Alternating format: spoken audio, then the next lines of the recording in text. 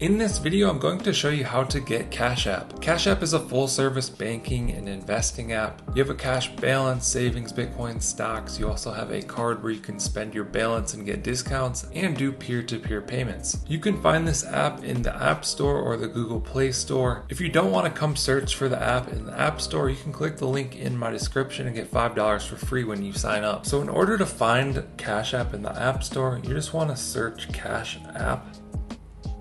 Hit search, and it's going to be this one towards the top of the screen.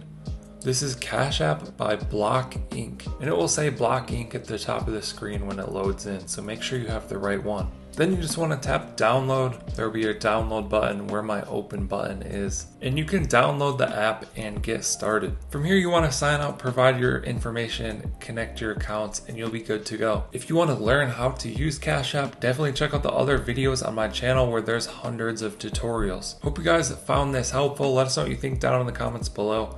Like and subscribe if you want to see more videos like this. Thank you guys for watching. I'll catch you in the next one.